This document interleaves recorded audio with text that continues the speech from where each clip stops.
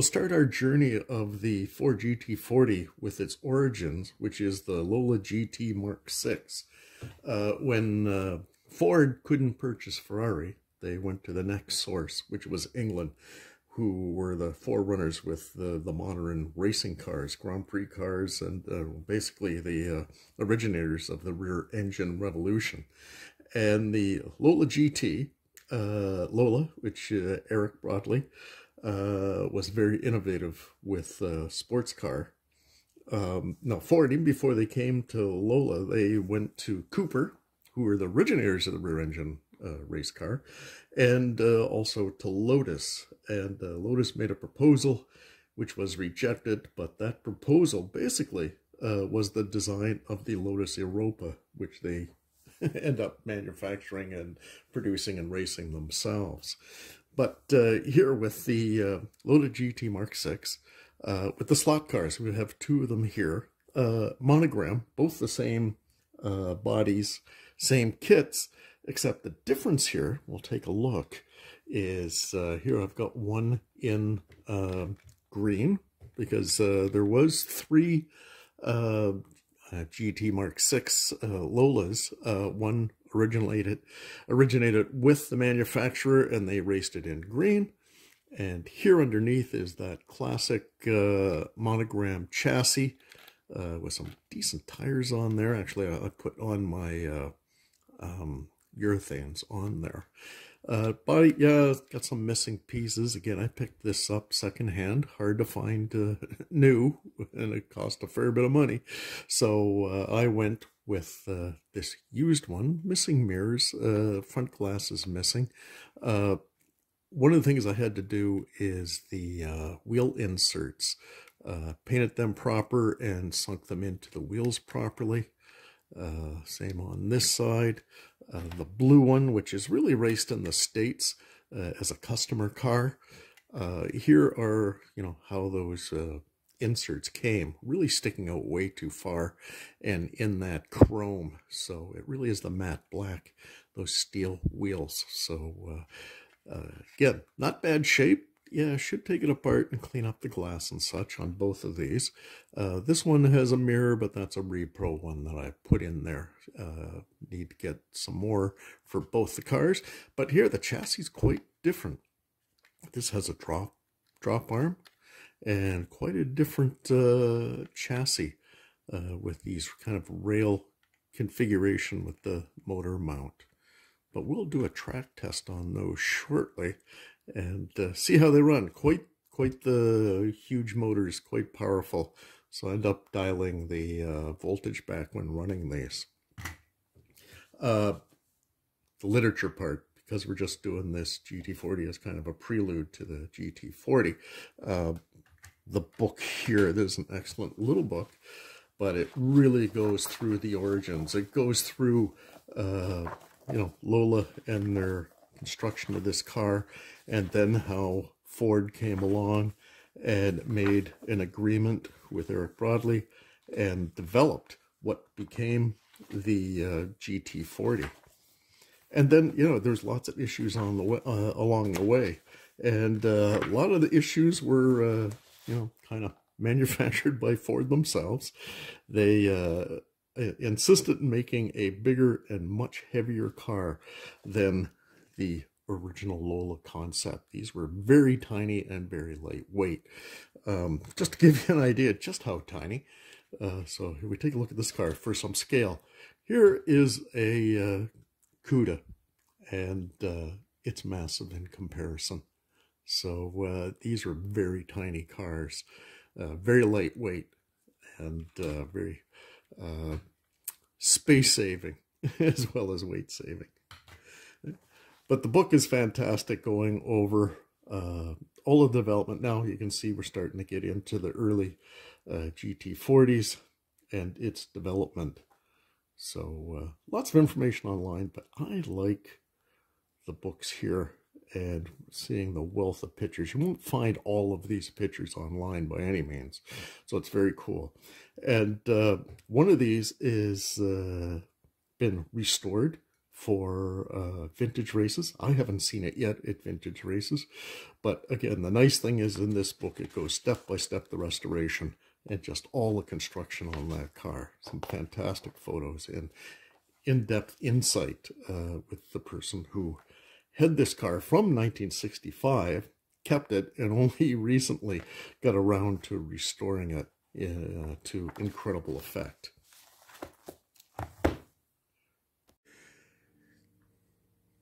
Books on the Ford GT40.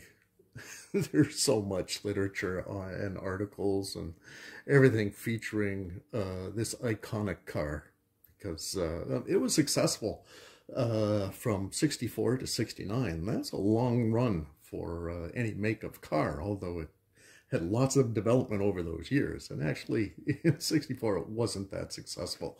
It got more successful as time went on. So to start off, I'm not even going to start with the book yet. I'm going to take a look at magazine. Road and Track particularly, because one in my collecting, went to an estate sale and picking up some racing books. And once the person running it saw that I was doing the racing books, said, would I be interested in any magazines? And I said, well, depending. And anyway, he proceeded to bring up out of the basement Road and Track from 1958 to 1988. And there are hundreds of editions. So I grabbed them.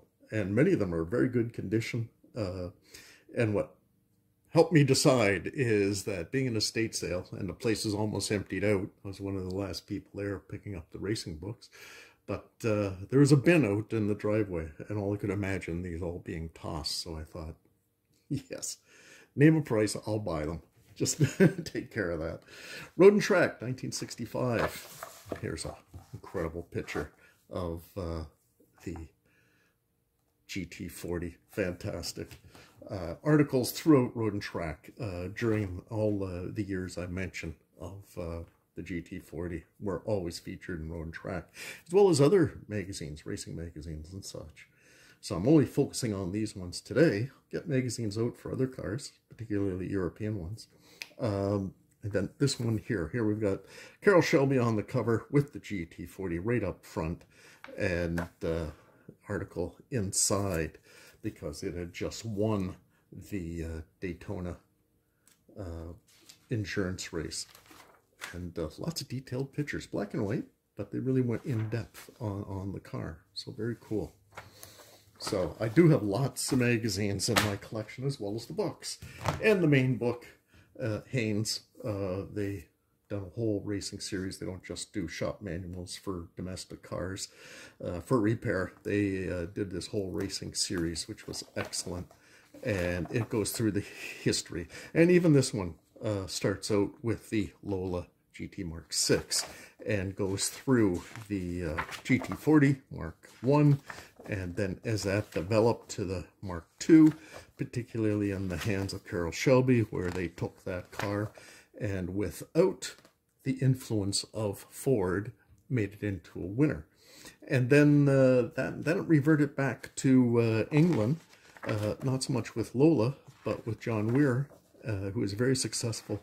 Well, I guess it was later on with the Porsche 917s, but before that, John Weir was a great winner with the Aston Martin team in the 50s, early 60s. So very experienced and a real team organizer. But yeah, incredible. Yeah, again, the wealth of pictures and all right down to bits and pieces, because again, it always goes into restoration and vintage racing. So it does go through all the chassis numbers, so every car is accounted for, the original, and it even goes through the remakes of cars. So there we go, incredible. Now, when we get in automobile year, they came up with a few specialty books. This one on sports car racing, an incredible, nice, thick volume, beautiful books. And what automobile year is really noted for is the photography, and it is beautiful. Here we go. Here's that Ford versus Ferrari, and there's that Ford. Look at that tire marks as it takes off from that Le Mans start where they raced across the track, jumped in, and accelerated away. Excellent. Here we go. There's that famous Le Mans of the 3 cars starting to line up to go across the finish line. Didn't realize it was that wet, but definitely kicking up. Here we go. Here's Daytona with the banking. There is an early version color scheme of that car. And here, yeah, look at this. Beautiful. 1968, another Daytona 24 hours. And there's that classic Golf livery. Beautiful. So, I mean, there is descriptions and such, which is mostly what you get out of a book like this. Don't get down into a whole lot of nitty-gritty. Same with, that next special edition by Automobile Year is the whole Le Mans 24-hour race. So, in this one, let's see if I can find, there we go. There's a back view. So, there's Le Mans. So, again, this specifically looks at Le Mans. There's that wet. There's the reverse angle from that picture we saw before of them coming up to the finish line in the wet. Beautiful. Fantastic book. I got lots of tabs in here because here we go, sports car racing from 60 to 69. And as I was saying, that the car raced from 64 to 69. So yeah, incredible. Again, beautiful photography, and a decent write-up on each of the photos, giving you some detailed insight of what, where and when and who was driving the car. There's that Mark I. You can tell because of the nose. They had the very pointy nose, which really didn't work well. They got lift, so it was really trying to get that car planted on the ground and handling properly. Here we go. Same car there. Here's a close-up. Here's 2 of the many famous drivers who drove it. Here's Phil Hill and Bruce McLaren, who both ran that car. Here's a back detail shot of the exhaust, everything, the engine with that back cowling taken off. Yeah, jam-packed pictures of the GT40 and all the various races. There we go. Here's a red Roadster, meaning that it doesn't have the roof on it. Don't see that very often, and I don't think I've seen a slot car manufactured with this variation without the roof. I'm sure people have modified their cars and made that work. Here we go down here. Just loads and loads of stuff here. Look at this grid. It almost looks like a scale electric track from this perspective. It kind of reduces that scale. But there they all are on the starting grid along with those Ferraris. Fantastic. Love these references. Starting grid, here we go. There's that Golf livery, extremely famous. Rear view here. And again, you stop and go through and really read up. Here's a yellow one. I'm not really familiar with that one. I believe that's in Belgium. I'm not sure, which would make sense, the yellow livery. But there we go. There's the classic. There's that Mark II. And this was after Shelby was involved, and it went back to England, and John Weir was running the show, and the cars were extremely successful. So a couple more books, and then we'll get on to the next phase here. Oh, I don't want to lose it. Let me see. Oh, yep. There we go. Beautiful volume on Le Mans cars, and more updated photography of the car, and some very nice article running on both details and the body styling and such. Just fantastic. Look at this cockpit detail interior here. So if you're ever modeling, these are great references for color, and just to make sure positioning and everything is perfect. Look at that. Beautiful exhaust. Incredible. There we go. And then on to the Porsches that took over. All right, and one last book. Here's this classic race photographer. Probably more known for his Formula One, but here's a whole book on sports car. So he does have some classic pictures. Here's that disastrous Le Mans where all the Fords crashed. I think Mario Andretti was driving one, but the cars were destroyed, but the drivers managed to walk away unscathed. And here's a classic picture of the winning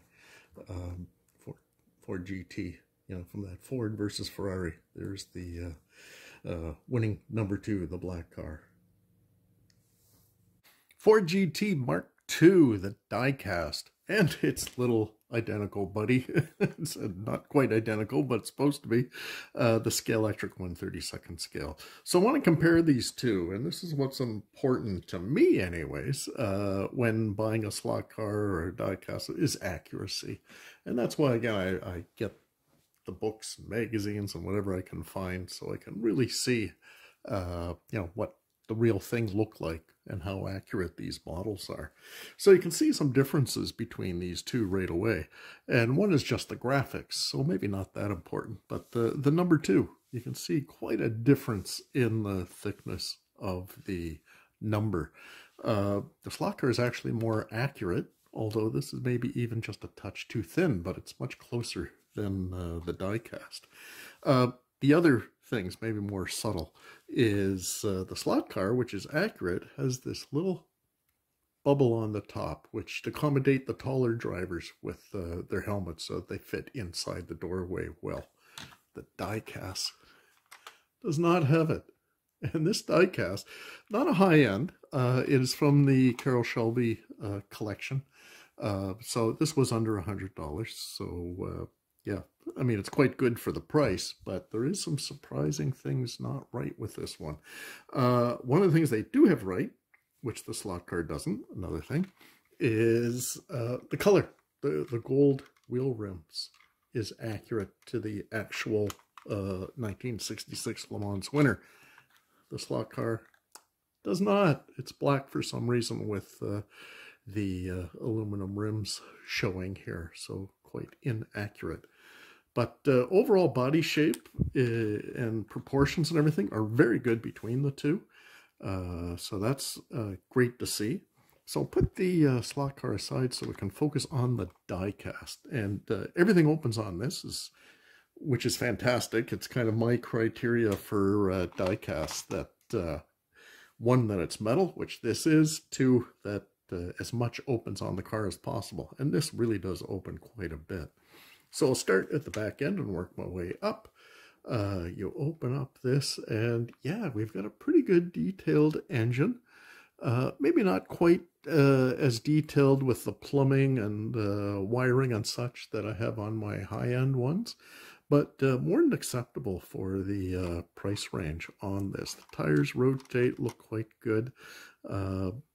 This back end here and how things fit in, these scoops here, which are to cool the brakes, and that they do fit in or line up to some parts inside here that would go to the brake calipers and the discs to cool them down.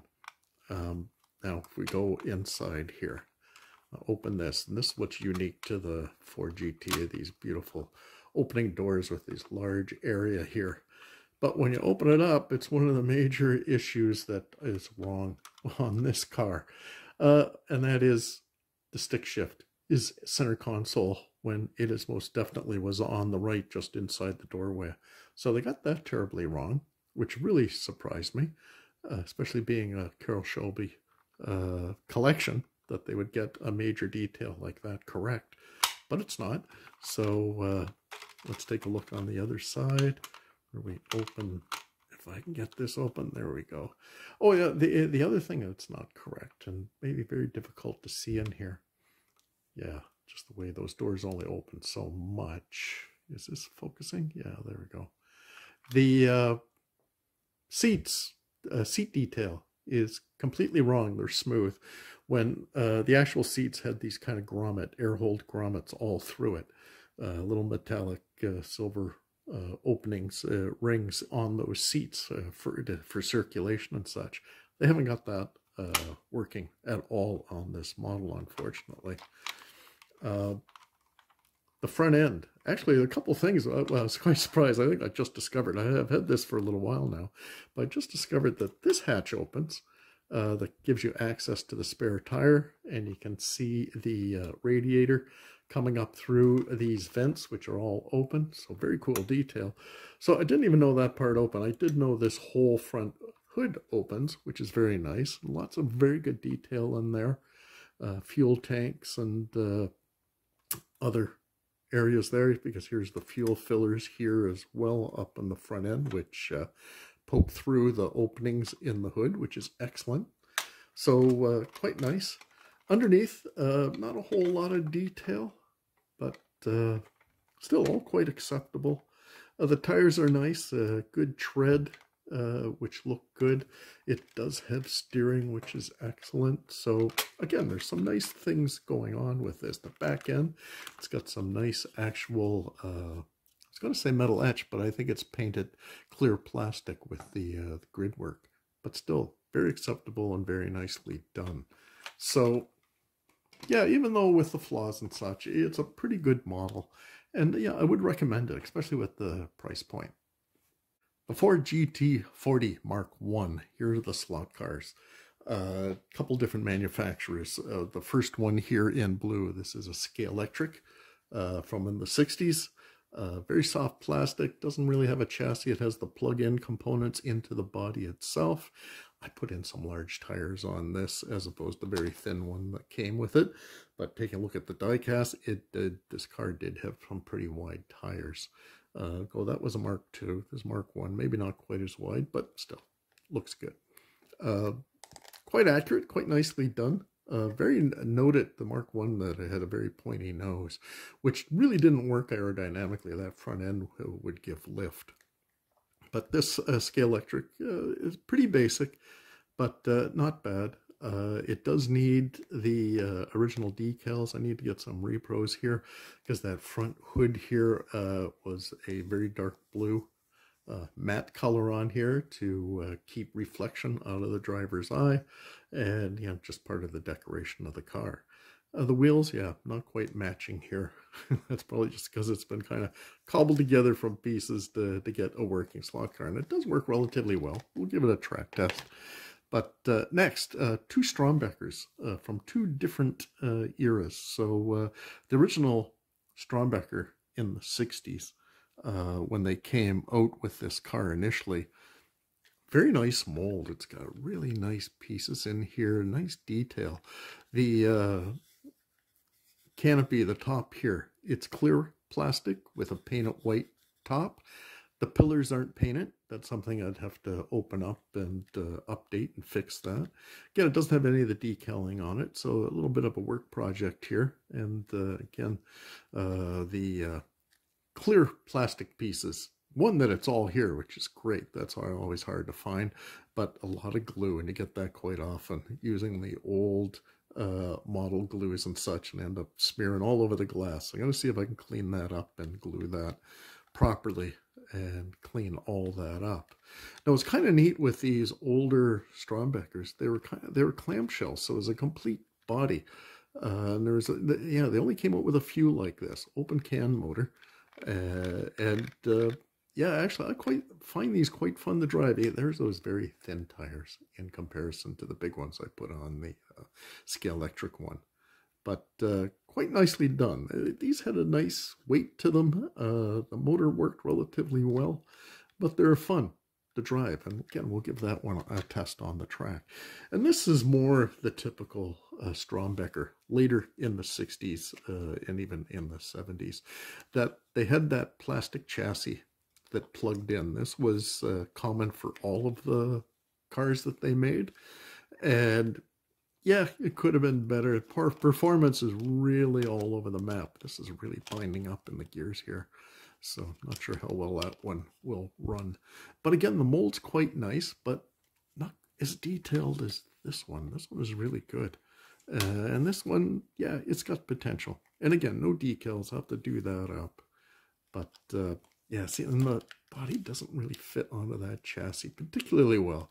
And that's the problem when you have a universal chassis trying to fit all of the bodies. This front end is adjustable for length, so if you have a shorter car, and then a longer car, it pulls out. And there's little tabs to hold all that in. I think I can pull this out because I don't have the tabs in it. So what's nice, the moldings on these, the interior is quite nice. Paint that up properly, it'll look quite good. Alrighty, so there we go. There's the Mark I. Track test time, and our first up is going to be the early Scalextric. The first three that we're going to be looking at has a tray interior, meaning the motor is in a position that you can't have a full cockpit like our last three, which I'll go over. But anyways, I had to dial this one back voltage-wise to about a 10 because it's a very hot motor. These early soft plastic were all made in Hong Kong, and they had very hot motors in them. So gotta play with the voltage to get a good run. This car is very loud. Motor, gear mesh is all very loud. Oh, it came out back in.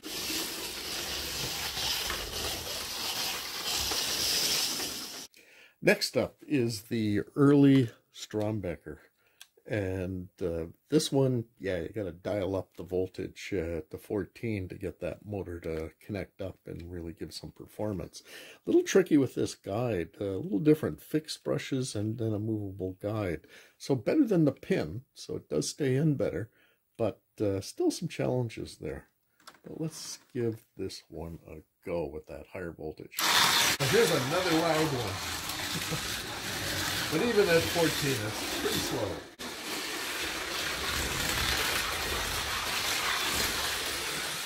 Next is the later Strombecker, and the one I showed earlier, yeah, I had some trouble. I had to swap out the chassis because the motor was, I think, given up.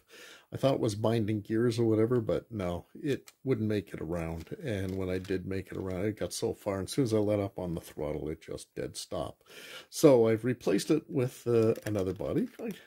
I got quite a few Strombeckers, so I had some spares here, and I got the wide tires on here. So we'll see how that one performs. And again, I'm doing that around 14 volt. Even with that chassis motor change, still kind of sluggish. Actually, not too bad.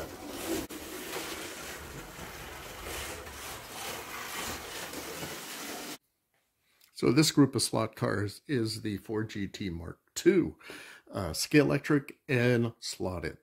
So we already took a look at this one, and the red one here is the exact same body molds, just a different paint scheme on it. With the color red, you can kind of see the detail a little better. These big scoops that we saw on the die cast that are bringing the cool air onto those brakes. This one, there you go. It's got the proper gold wheels, which this one incorrect for the car that it's modeled after. But again, really nice photo etched parts in here on the grille. Lots of great detail on these cars, and there's photo etched on the back here. And they run quite good. It is clamshell, so it all tight fitting. You don't get that body float that some of the big racers are after. And that brings us to the slotted, which is more for the wood track or serious racers. Beautiful car, lots, even more metal etch pieces here. Very nicely done. Super light in comparison to the quite heavy Scalextrics. And motor pod, magnet with lots of different magnet positions if you're into magnets and using them. Nice sticky tires back here, quite nice. And there's that beautiful Gulf livery of that paler blue, the orange, and even that orange picked up in the wheels here, nicely sorted out. Very, very nice. So yeah, great runner, but yeah, just nice fine detail. So proportion, the thickness of that very fine photo etched windshield wiper really stands out in our little fuel fillers here. Beautifully done. And again, this is a fast car. This is really made for performance as a slot car. Proportion wise, yeah, I find maybe, now this is a different model from these. You can see these have the scoops in it. They don't. This has more of the flared fenders in the back for the wider tires at the time that were being made. But I'm finding maybe the front end and such maybe a little squashed and a little widened out.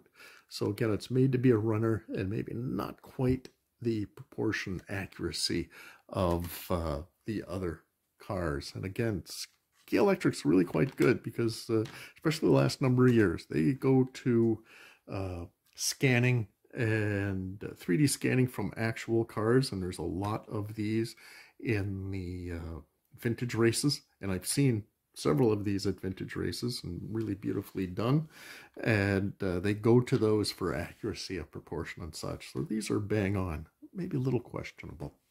Next, I'm going to do the Scale Electric. I'm going to do the red one. They're identical, so it doesn't matter which one I do, but I'll do this one here because I featured the other one quite a bit. So that does have a full cockpit and nicely detailed, quite nice. The only issue with these and consequent Fords that they did, the higher marks and such, quite a large helmet. Looks a bit unnatural, how huge they made the heads on these. But it's really hard to see on here, so it's not a big issue for the most part. Having trouble with some focus. There we go. Anyways, we'll give this a run. Again, they're heavier. Motors are okay. Still, I think you can run at 14. With the magnet and such, should be no problem. Going faster. You'll notice I got lights, but only one's working.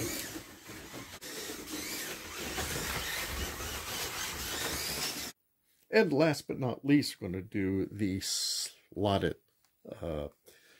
really fast car. I'm still going to do it at 14 volt, but it might be a little bit of a handful. It's definitely going to be the fastest of the bunch, but runs really well.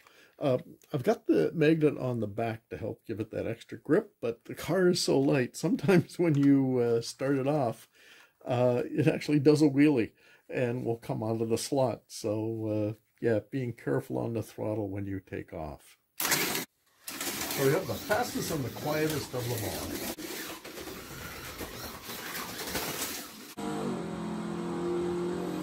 Here we are, we're coming up to the start finish of the 1967 Silverstone Grand Prix track, and we're in a GT40 against a bunch of GT40s. See how we can do mid-race here. I was mentioning before that handling of these cars, very overpowered for the technology of the time. Big rear tires, but getting them to hook up to the track, extremely difficult. Playing with the sim here, spent a lot of time, well, one getting used to the car, used to the track, and what gear you should be in. But with these sims, you can do a lot of adjustments on the cars themselves. So I really found there's really nothing you can do aerodynamically. So it's all mechanical. So you're working on suspension springs, spring rates, really looking at tire pressures make a huge difference. And I find I've got to lower tire pressure to get those rear tires to hook up and really give me some grip and get me through the corners. Another slow corner coming up here. Really got to put the foot on the brake pedal to slow this car down. And then careful what gear you're in when you're accelerating, because that back end just wants to swap around. Here, just a tap of the brakes to get the steering wheel going the right direction. There we go. And up one gear as we come around to the start finish again. Fast corner, tricky one. That tightens up as you go, so getting out here is tricky, and getting that back end stay behind you and getting that grip. Surprisingly slow corner. This first corner is surprisingly slow, but oh, I did a clean pass there. That's always great when I can manage not to destroy the car. But it's always difficult to come out of this and look at the replays. Oh, lost it completely there. We'll wrap it up. I've had some bigger crashes, as you'll see in my outtakes.